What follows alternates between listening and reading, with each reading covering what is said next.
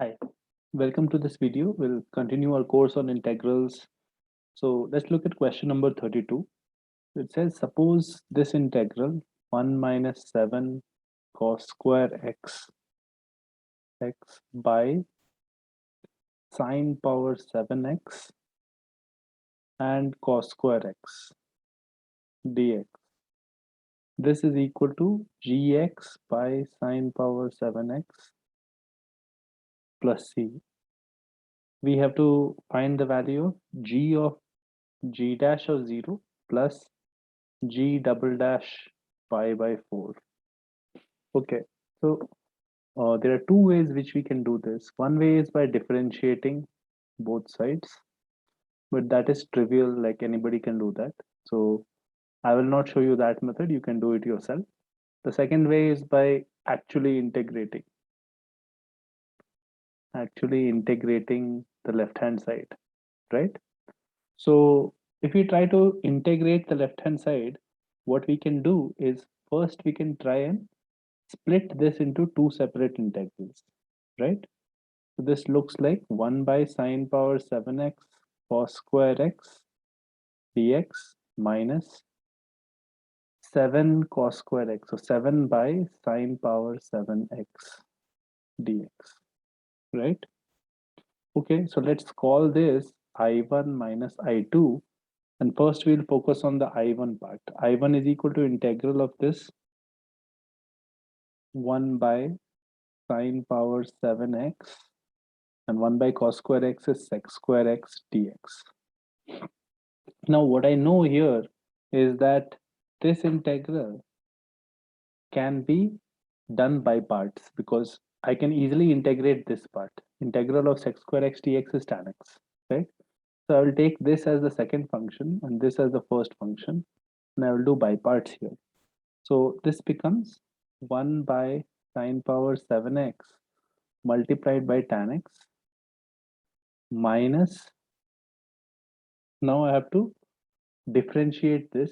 So it is minus 7 by sine power 8x cos x multiplied by tan x, right? So this becomes uh, tan x by sine power 7x plus 7 times integral of cos into tan is actually sine, right? Cos into tan is sine, sine by sine is this is 1 by sine power 7x, right? And now notice that I1 has become this plus 7 times this, and I2 is what? Minus 7 times this. This simply gets cancelled here. And your answer is basically the integral I is equal to tan x by sine power 7x. Therefore, our gx has come as tan x. And now you can easily find g dash 0, which will be 1, plus g dash is x square x. Now you can evaluate g double dash pi by 4. That will come out to be 4. You can check that yourself. And the answer will be 5. So quite straightforward. Once you decide to split this and do one of them by parts, right? When you do one of them by parts, the other one will come automatically, right? And it will get cancelled. Next question is this one. The question says, let d by dx of f of x be equal to sine power 12x minus cos power 12x divided by sine square x minus cos square x multiplied by 1 minus 3 sine square x cos square x be such that f of 0 is 0, then find the value of f of pi by 2. So if the derivative of a function is given, then to find the function, we just need to integrate this, right? So this becomes sine 12x minus cos 12x power 12 and divided by sine square minus cos square multiplied by 1 minus 3 sine square cos square. So if we are able to integrate this, then we'll get our f of x and then it will be fine. We can find f of pi by 2 then, right? Okay. So factorizing the top part, it will become sine power 6x minus cos power 6x multiplied by sine power 6x plus cos power 6x divided by sine square minus cos square sine square x minus cos square x. And this part can be written as sine square x plus cos square x, that is 1 whole cube. 1 cube is 1 only, minus 3 sine square x cos square x, right? So if you think about this is the same as this, right? And this is a plus b whole cube minus 3ab.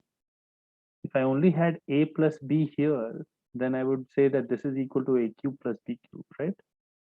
But you realize that a and b here are sine square and cos square. So a plus b is equal to 1. So I can add without any trouble. I can write this like this: minus 3 sine square x cos square x multiplied by sine square x plus cos square x, right? Because this is 1 actually. So this doesn't change the expression. So this thing is now becoming a cube plus b cube, which is actually sine power 6x plus cos power 6x, which gets cancelled completely from the numerator, right? So what I'm left with is this thing, and that is fairly easy now to do, because what I will use is another identity. I'll use a cube minus b cube. A is sine square, b is cos square. You have a cube minus b cube is equal to a minus b, a square plus ab plus b square. And since we have a cube minus b cube by a minus b, we get a by a minus b here, and this cancels, and you get left with this, right? So the integral becomes simply sine power 4x plus cos power 4x plus sine square x cos square x, right? And this can be easily solved because this can be written as 1 minus sine square x cos square x, because 1 is actually standing for sine square x plus cos square x whole square minus sine square x cos square x. And if you want to integrate this, you convert it into cos 2x somehow. So what you do is basically write it as 1 minus 1 by 4 sine square 2x, and then convert the sine square 2x to cos 2x, cos 4x actually. So what we can do here is 1 minus 1 by 4 sine square 2x is equal to 1 minus 1 by 4. Sine square x is half minus half, half minus cos 4x by 2, right? So this becomes 1 minus 1 by 8, which is 7 by 8, plus 1 by 8 cos 4x. This is my value of this expression. So you get 1 minus this thing, right? Actually, it's correct. This is the thing, and we are just integrating it. So 7 by 8x plus 1 by 32 sine 4x. That is the value of my f of x plus c. But since f of 0 is 0, c is 0. Now you put pi by 2. So f of pi by 2 should be 7 by 8 into pi by 2 plus 1 by 32 into pi by 2 into 4x is 2 pi. So this disappears. You have 7 pi by 16. 7 pi by 16 will be the answer to this question. Remember that the integral was not actually hard. You just had to think of how to simplify it fast in a fast manner. You could try other ways to simplify. You could directly try canceling the factors. Anyway, you get eventually this, you are correct, right? You have to get till here. And it is up to you to decide how to manipulate the trigonometric expressions. Right? Okay, let's move on to the next one. This is question number 34. And here we do integral of 1 plus x power 4 dx divided by 1 minus x power 4 whole to the power 3 by 2 is equal to f of x plus c1, where f of 0 is 0 and integral of f of x dx is equal to g of x plus c2 with g of 0 is 0. And if g of 1 by root 2 is equal to pi by k, find k. That is the question. So basically do this integral, find f of x, do the integral of f of x, find g of x, and then finally, once you get g of x, you'll get the answer, right? So in this particular question now, what we'll try to do is try to integrate this expression here. Whenever you have powers of x and all, the idea is to try to take something out from the radical here so that the substitution works for us, right? So basically dividing by some power of x might be the answer. Up and down, you'll have to divide by some power of x. Just like sometimes we divide by some power of cos square x when we have trigonometric expressions, right? So let's think about this. Okay. So integral of 1 plus x power 4 dx. If we take out from here, x square, if we take out from here, you can write it as x square into 1 by x square minus x square whole to the power 3 by 2, right? And x square will come out as a x cube when it comes out of the radical. You have 1 plus x power 4 by x cube and 1 by x square minus x square whole to the power 3 by 2 dx.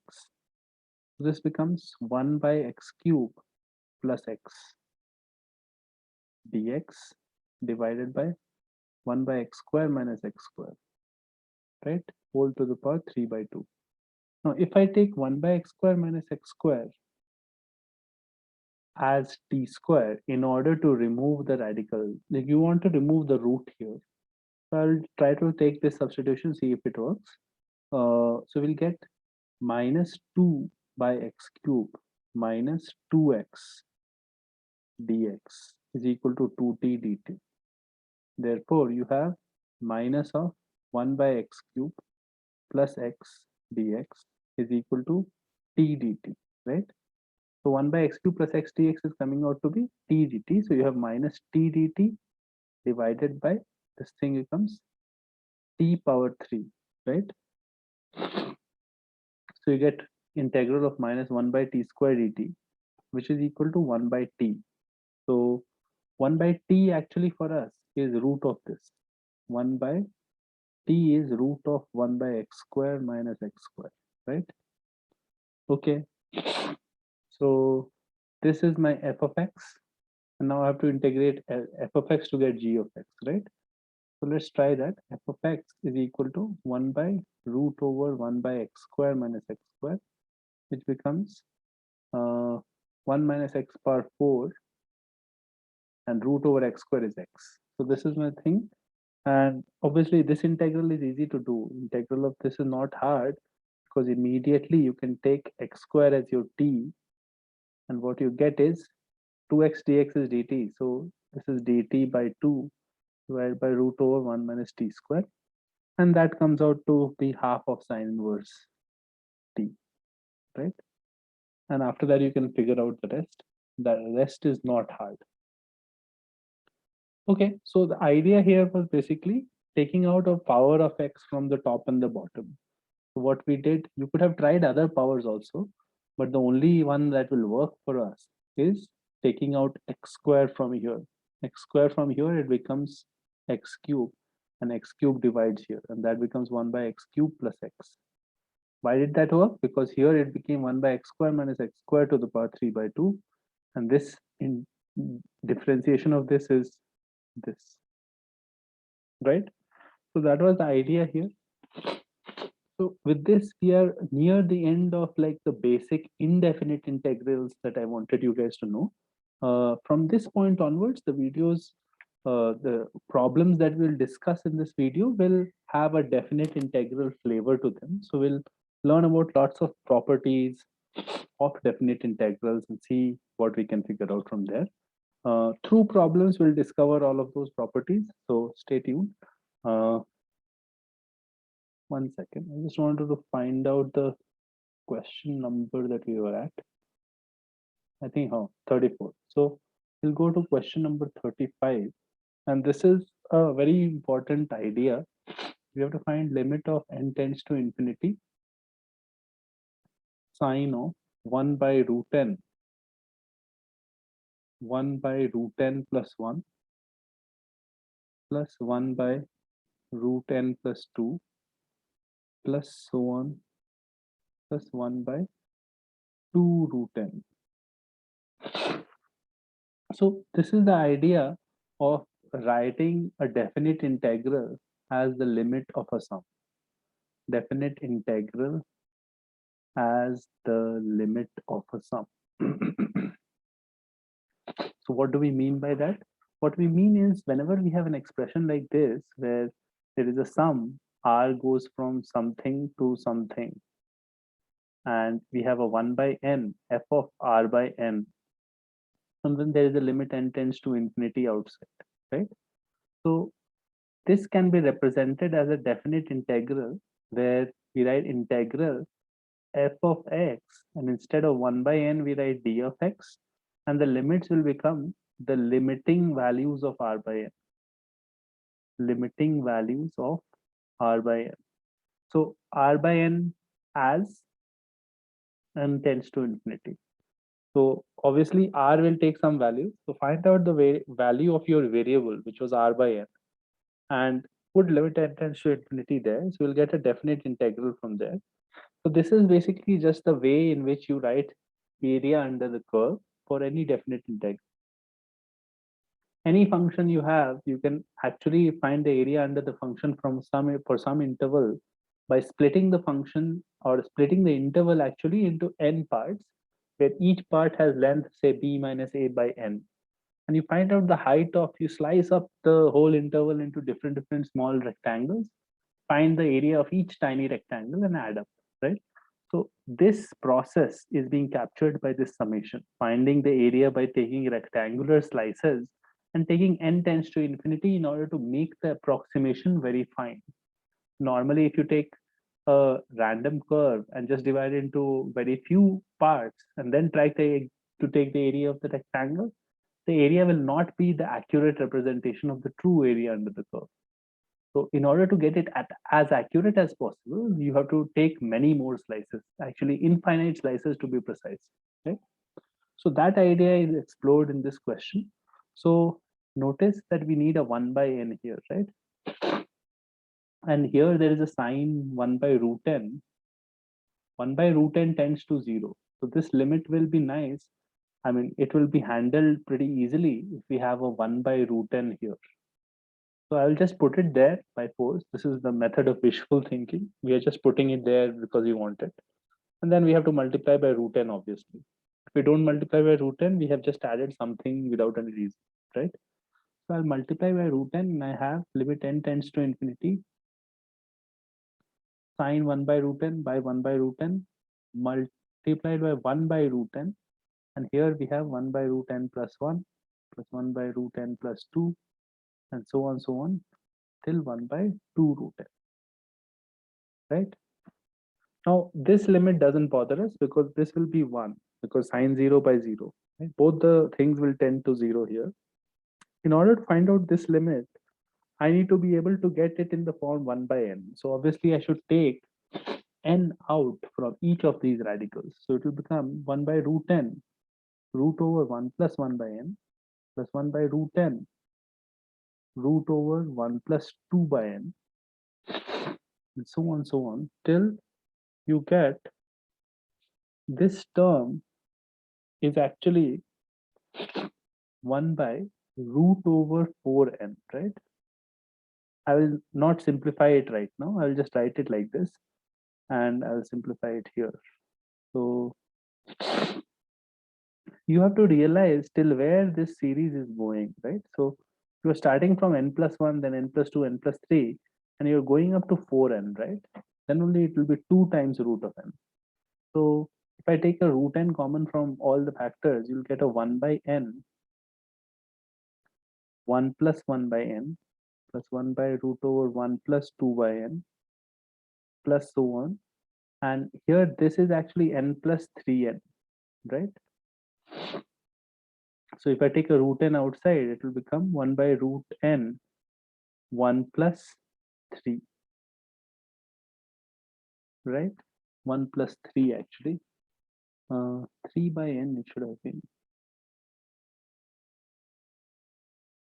Okay, we can just keep it as 1 plus 3 and then say 3 is 3n by n, right?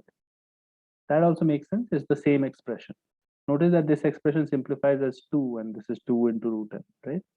So we are going up till 1 by root over 1 plus 3n by n, right? So great. We have limit n tends to infinity. I'm not writing this part because this will tend to 1. So 1 into this.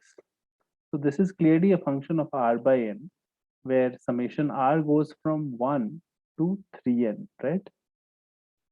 And the function f of x is 1 by root over 1 plus x, right? So this can be written now as an integral from when r by n is equal to, when r is equal to 1, r by n is equal to 1 by n, but limit of n tends to infinity of 1 by n tends to 0. When r is equal to 3n, r by n is 3, and limit of n tends to infinity of r by n is tending to 3, right? So you have integral 0 to 3 dx, which stands for the 1 by n by root over 1 plus x, which is the function. Now, this will become 1 plus x power minus half plus half. So plus half by half. So 2 times root over 1 plus x evaluated from 0 to 3. And that will be equal to basically 2 into 2 minus 2, right? So the answer will come out to 4 minus 2 is equal to 2, right? So go through this video again if you have never seen the method of doing definite integrals as limit of a sum. I would recommend go through some standard textbooks which explain this principle nicely. A good textbook for this is Thomas and Finney, which is Calculus and Analytic Geometry. It's a classic calculus textbook that is used in American universities all over. And that explains very nicely this partial sums and how you find out the definite integral as the limit of a sum. It's probably going to be in chapter 6 or chapter 7 in the Thomas and Finney textbook. Otherwise, any standard calculus book in the Indian market will also work, and you can figure this out. Probably there are YouTube videos on my channel where we have discussed this, so you can check that out as well. We'll move on. Question number 36. In this one, we talk about this limit of x tends to infinity, integral x0 e power t square dt whole square divided by integral 0 to x e power 2t square dt. This is the limit that we want to evaluate. Another idea that you'll see here is the Leibniz rule for differentiating under an integral sign. So here, why do we need to differentiate? Because if you do limit of x tends to infinity here, we have 0 to infinity, and this is a positive function. So both the numerator and the denominator are going to infinity. So the form is infinity by infinity, so L'Hopital's rule applies. What we can do is the limit is equal to just differentiation of up and down, right? So differentiation of the top part will be 2 times integral 0 to x e power t square dt, and now you have to differentiate the integral. And for differentiating the integral, you should remember this rule. If this is called your f of x, your f dash x will be equal to p of h of x. We are putting the upper limit in the function and differentiating the upper limit minus putting the lower limit in the function, which is p of g of x, and differentiating the lower limit. So this comes out to be your expression here. And again, the proof of this is very straightforward. This is there in one of my YouTube videos, again on the channel. You can check it out. If you already know this, then you just have to use it. So we'll just use it here. So when you put this here, differentiate this, you get e power x squared into 1 minus 0. And divided by a differentiation of this would be e power 2x squared into 1 minus 0, right?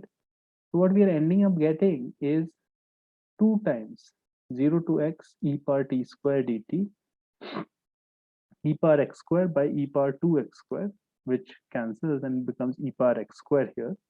And this is our limit. We have to do limit of n tends to x tends to infinity here as well. You have 2 0 to x e power t square dt divided by e power x square. Again, it is infinity by infinity form. So I will just do L'Hospitals once more here. And when you do that, what you get is 2 e power x square into 2x, no, into 1 minus 0. So divided by e power x square into 2x, right? So this just cancels and you have 1 by x, which tends to 0, right? E power x square and e power x square got cancelled, and this is 1 by x, and limit x tends to infinity of 1 by x is equal to 0. So the answer for this is actually 0. How did we do it? We did differentiation under an integral sign by following this rule. This rule is called Leibniz rule. So keep in mind, because several IIT questions have been asked on this, and you will encounter it for sure at some stage in your studies. So let's move on.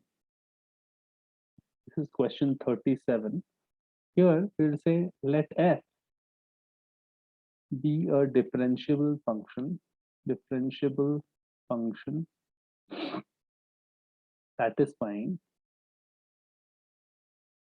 satisfying integral of 1 to f of x, f inverse of t dt is equal to 1 by 3 x power 3 by 2 minus 8. And this is true for all x greater than 0. And we also have f of 1 is equal to 0, right? Then the value of f of 9 is what? Okay.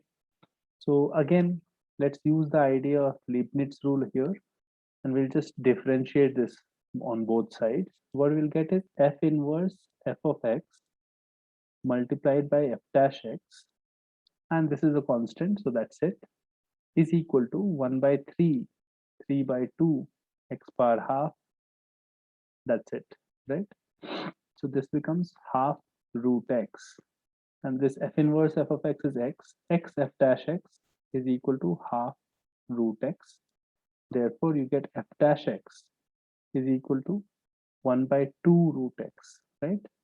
And if that is the case, you're integrating both sides. Integral of f dash x will be simply 1 by 2 integral of 1 by root x, which will be equal to x power minus half, so plus half by half. So just 2. So it is coming as root x plus c.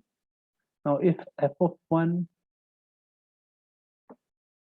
integral of f dash x is actually equal to f of x is equal to root x plus c. If f of 1 is equal to 0, that implies that c is equal to minus 1. Therefore, the function f of x is coming out to be root x minus 1, and f of 9 will therefore be again 2, right? So that is the answer for this one. Again, the idea was differentiation under an integral sign on both sides of this, and using the fact that f inverse f of x is equal to x, and after that it's a straightforward problem. So this idea you'll keep encountering again and again, so you should better understand this right away. Let's look at another one. Question number 38. This question talks about 0 to pi by 2. We have sine cube x by cos power 4x plus 3 cos square x plus 1 tan inverse sec x plus cos x, sec x plus cos x dx, right? You have to find the value of this. So an obvious thing to try is sec x plus cos x is equal to t. So let's just try that and see what happens when you do that, right? When you differentiate this, we get sec x tan x minus sin x dx is equal to dt. And sec x tan x minus sin x dx is becoming what? It is 1 by cos, sin by cos. So sin x by cos square x minus sin x dx is equal to dt. So this can be written as sin x common 1 by cos square minus 1. So 1 minus cos square by cos square, which is sin square x by cos square x dx is equal to dt. So that is very convenient for us because you're getting sin cube x dx by cos square x is equal to dt, right? So we can easily arrange that to happen here because we have a sin cube x dx, right? So what we can say is sin cube x dx is equal to cos square x dt, right?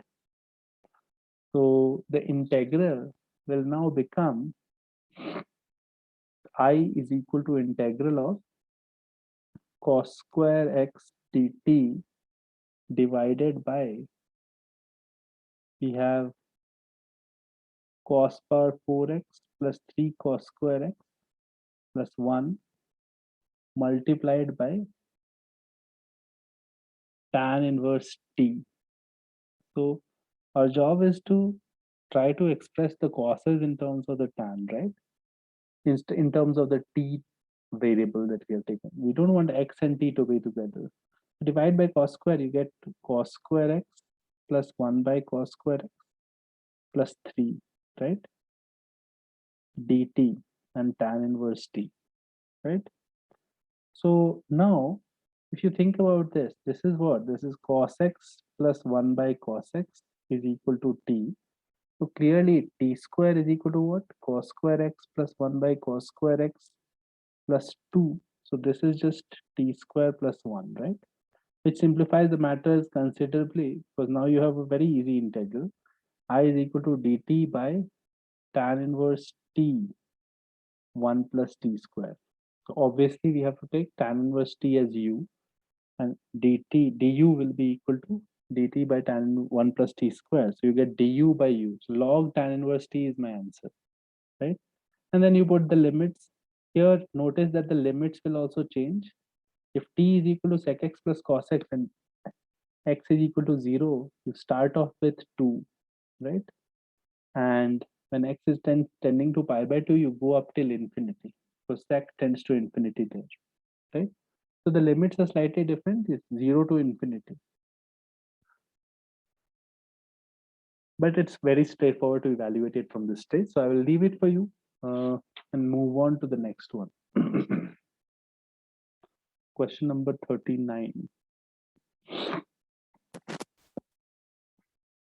Question number 39 says P of n is equal to 0 to pi by 2 sine square nx by sine square x dx, right?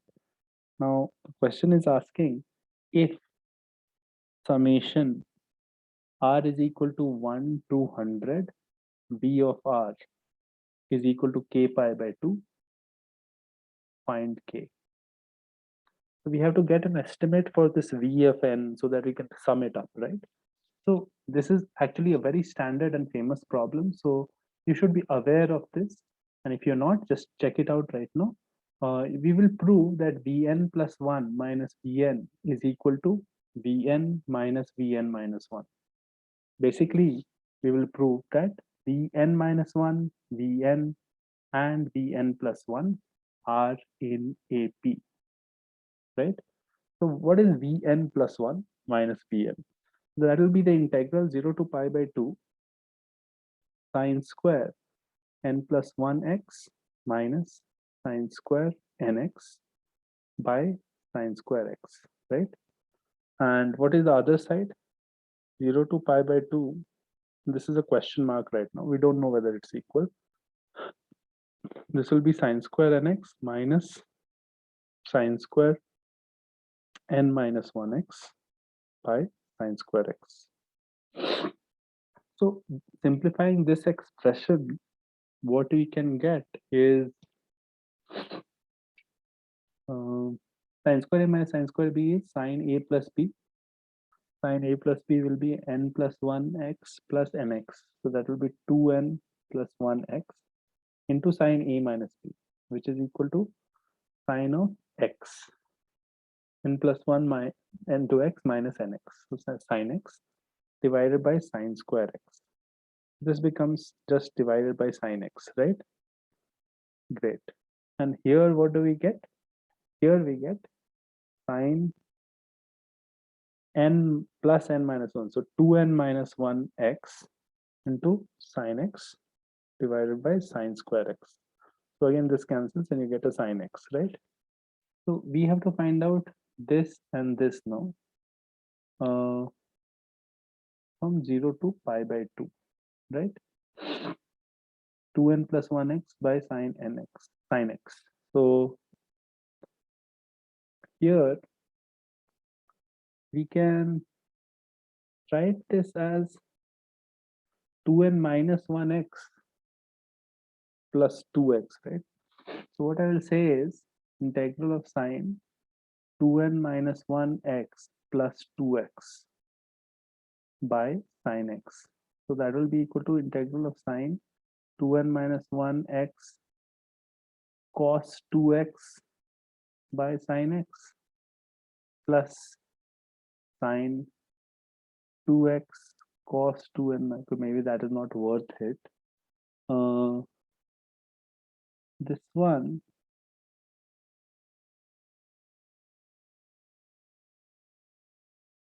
I can probably, okay, actually I should just subtract these two and check whether it is 0 or not. If I have to prove that these and these are equal, I should just say I1 and I2 and I will subtract, right? I1 minus I2. And if I1 minus I2 is 0, I'm done, right? So I'll do this. So I1 minus I2 is equal to integral of 0 to pi by 2 sine of 2n plus 1x minus sine of 2n minus 1x divided by sine x dx. Now doing sine c minus sine d, you get 2 sine c minus d by 2. 2n plus 1x minus 2n minus 1x. So it'll just be 2x by 2 and cos of c plus d by 2. That will be 2n plus 1 plus 2n minus 1. So that will be 4n x by 2. So cos of 2nx divided by sine x. This cancels because it becomes sine x, and you have to integrate 0 to pi by 2 cos 2nx, right? So that will be plus 2 sine 2nx by 2n evaluated from 0 to pi by 2. But now you notice that this will become 2 sine 2n pi by 2 by 2n minus 0, and this is sine n pi, which is also 0. So we are getting I1 minus I2 is 0, and that implies that I1 is equal to I2, which implies that Vn minus 1, Vn, and Vn plus 1 are in AP. And once you get that these are in AP, we can easily put n is equal to 1 and find out V1, right? V1 is simply integral of sine square x by sine x, right? From 0 to pi by 2. And that is equal to integral of sine x from 0 to pi by 2. And that will be equal to minus cos x 0 to pi by 2. And you get plus 1, right? Actually, you get sin x dx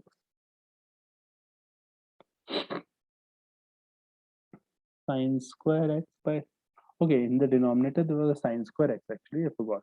So this is actually just 1. So you don't get plus 1, you get just integral of 1, which is x, which is pi by 2 when you put the limits, right? So v1 is coming out to be pi by 2. V2 also we can easily evaluate. We need v2 because we want to find out common difference. So v2 is sine square 2x by sine square x dx, right? And that will become 4 cos square x, and that will become 2 plus 2 cos 2x, right? And evaluating that, you will get from 0 to pi by 2, when you do the calculation, you will get it as pi. So V2 is equal to pi, therefore common difference is equal to pi by 2. And now you can do the sum of the series of integrals, right? We have to sum up all the integrals from V1 to V100, right? So you can easily do that now. It's not a difficult one. Let's move on to question number 40. That is the last question for this particular video. We have to evaluate minus a to a x square cos x plus e power x by e power x plus 1 dx, right? So let's think about this one.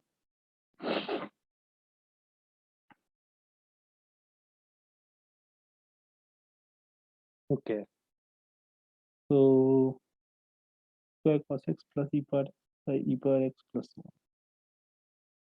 Okay, so let's call this integral as I, and putting the property that integral a to b f of x dx is equal to integral a to b f of a plus b minus x dx.